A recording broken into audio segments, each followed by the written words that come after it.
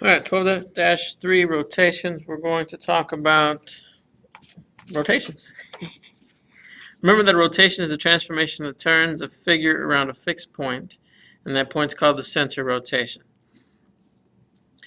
Alright, so we draw a segment from each vertex to the center rotation. Your construction should show that a point's distance to the center of rotation is equal to its image distance to the center rotation. What that means is this. Okay, here's my center rotation. Notice that the distance from A to A prime, that distance is congruent. Okay, it does create an angle here, which we'll talk about in a minute. Right here. If you are using the origin as your center of rotation, then 90 degrees would take you, say, from P, which is in quadrant 1, it would take you back into quadrant 2. Same thing with 180 degrees. If you're in quadrant 1, that would move 2 quadrants over, and that would put you in quadrant 3. And notice what happens with your X and Y values. Alright, so let's go ahead and start with number 1. We're going to go ahead and draw this triangle JKL. So let's graph this real quick. J is at 2, 2. K is at 4, 5. 4, negative 5. And then L is at negative 1, 5.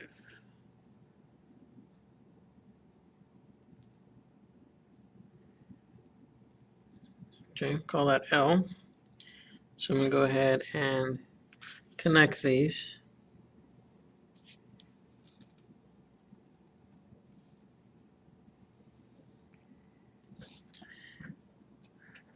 Alright, then we're going to rotate this 180 degrees about the origin. So it's like I take my paper and I'm turning it. Right, so according to our notes, we're going to do the opposite values for each of these variables. So J prime is going to become negative 2, negative 2. K prime is going to become negative 4, positive 5. L prime is going to become 1, negative 5.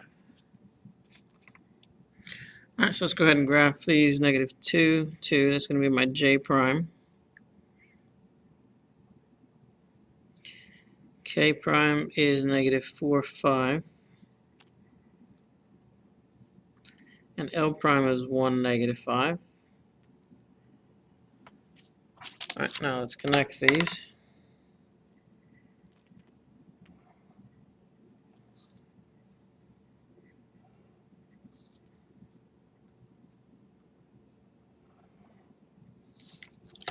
There we go. And you can see now that this down here came down to the bottom. J came down here in quadrant 3. K is up on the top. Alright, let's try. Actually, I'm going to let you try this example here. I want you to rotate these points 180 degrees about the origin. And you can label it, if you want to do this, as A, B, and C. Alright, example 3 is a word problem. First wheel has a 100-foot diameter and takes 60 seconds to make a complete rotation. So I'm going to kind of draw a circle. Alright, and it has, I'll draw it down here. The diameter is 100 feet. Okay, a chair starts at 100, 0. So I'm just going to kind of put that here. That coordinate is 100, 0.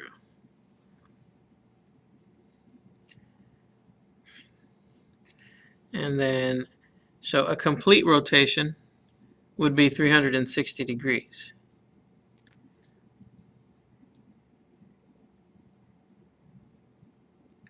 Okay, it says after 5 seconds, what are the coordinates? So we know that it takes 60 seconds to go 360 degrees. So if I divide that, 60 divided by 5 tells me that I can do this in 20, or not 20, in 12 sections. So every 5 seconds, if I split this up in 12 different pieces that would represent 5 seconds each. So I'm going to take the 360 and I want to divide that by 12 because that's going to tell me how many degrees I'm rotating.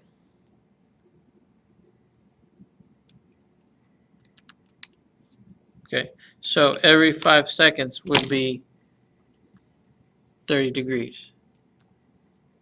So if I go from here and to where I want at 5 seconds,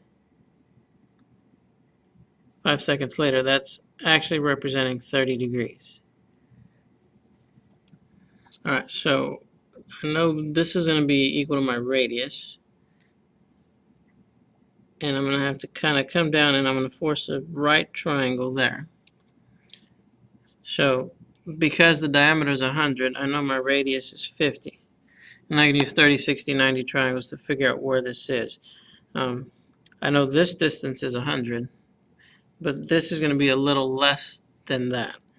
So let's find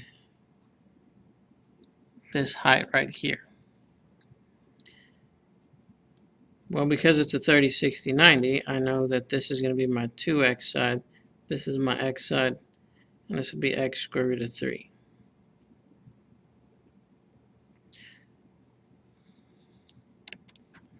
Alright, so with 30, 60, 90, that tells me that 2x is 50.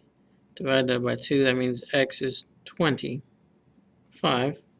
So that means this height right here, which is going to be, if I'm using this as my origin, my 0, 0, then that gives me my y value as 25.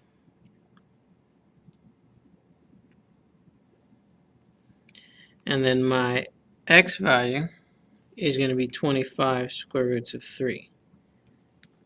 Alright, it does say to the nearest tenth, so we can put that in the calculator and approximate that. 25 square roots of 3 is going to be about 43.3, comma 25. That would be my coordinates that we would have to do. The other thing I'm going to kind of give you that is going to show up on your quiz or your homework, you have to remember that if you have a regular polygon and you want to know how many degrees from the center, say going from one point to the other point, from here to here, you're going to have to use n minus 2 times 180 divided by n. That's going to give you the number of degrees for that.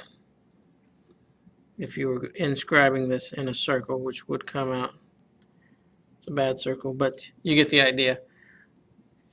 You'll need to use that. So for this, you have a pentagon that's going to be 5 minus 2 times 180 divided by 5. Okay?